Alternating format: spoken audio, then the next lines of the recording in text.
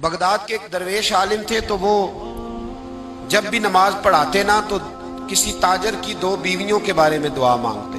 नमाज पढ़ाते तो कहते अल्लाह उस ताजर की दो बीवियों को अपनी खास रहमतें अता फरमा।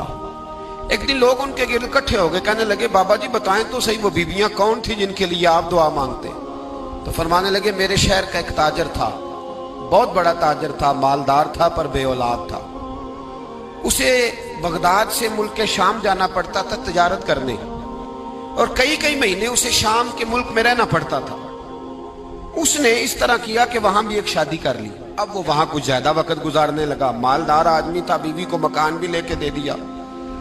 अब वो जरा देर से आता वापिस, और जब आता भी तो उसके वो वाले अंदाज ना होते जो पहले हुआ करते थे। अब बीवी से बड़ा जासूस भी कोई नहीं होता, उसको तो पहले पता चल जाता है कि माजरा क्या है, उसे बड़ी खबर होती है। वो कहने लगी अब के जब आता जाता है तो इसके हालात कुछ बदले बदले से हैं, माहौल कुछ और है।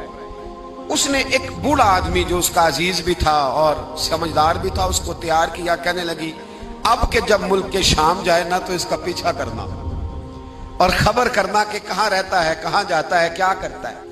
वो बूढ़े बुजुर्ग जो थे वो खातून के कहने पर कुछ उसने किराया भी दिया।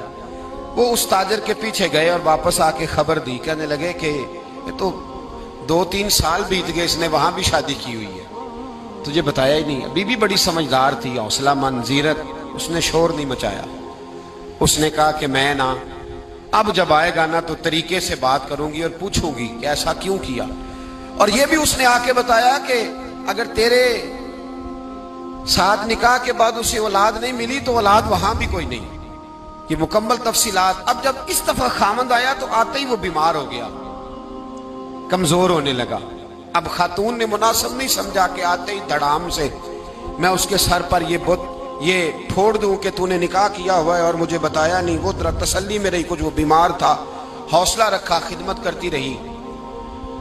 कुछ दिन गुजरे तो वो ताजर इंतकाल कर गया, फौत हो गया। अब राज खुल न सका, इद्दत गुजारी, और जब सारा माल जमा किया ना तो अशरफियों की बोरियां भर गई। सारा माल उस बीबी का, 4 बोरियों में अशरफियां, 4। यहां तो पेट का दोजख है, माज अल्लाह भरता ही नहीं। हाल में मजीद, हाल में मजीद। वो जो कहते थे ना कि बस बाहर चला जाऊं और बाहर मैं कुछ थोड़े से पैसे कमा के 2-3 साल में लौट आऊंगा, फिर यहां आके कोई कारोबार करूंगा, वो गए हैं तो वापिस नहीं आए। वो जो कहते थे ना बस मैंने इतना सा कारोबार करना है कि मकान बन जाए, उन्होंने 4 मकान भी बना लिए हैं, लेकिन ब्रेक, हल में मजीद की दौड़ है। अब 4 बोरियां उस औरत ने छुपाए रखी। कोई बंदा नहीं जानता बगदाद में कि मुल्क के शाम में ताजर की दूसरी बीवी भी है। जब वो फारिग हुई तो उसने उस बूढ़े जासूस को फिर बुलाया और 2 बोरियां ऊंट पे रखी, खुद भी साथ बैठी और मुल्क के शाम गई। अल्लाह अकबर। वह बुजुर्ग कहते हैं मैं ऐसे ही नहीं दुआ करता। उसको जाके कहने लगी मैं अकेली वारिस नहीं हूं, आधे की वारिस तू भी है।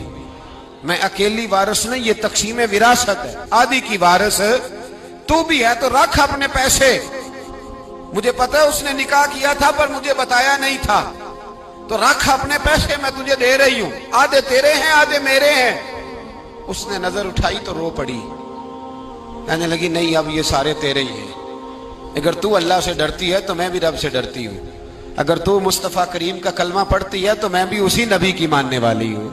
कहा बात क्या है, मेरा क्यों है सारा? तो वो खातून कहने लगी वो 2 साल 3 साल से मेरे साथ निकाह था और उसने बताया था मुझे कि मेरी बीवी भी है, और मैं गरीब थी तो मेरे वालिदैन को भी बताया था कि मेरी दूसरी शादी है। ये मकान उसने मुझे लेके दिया था, मेरे तमाम अखराजात वो पूरे करता था, नानो नफका का ख्याल रखता था। लेकिन अब के जब वो आया तो वो बीमार था। उसने मुझे बताया कि मुझे तबीब ने बताया है कि मैं शदीद बीमार हूं, शायद बच ना सकूं।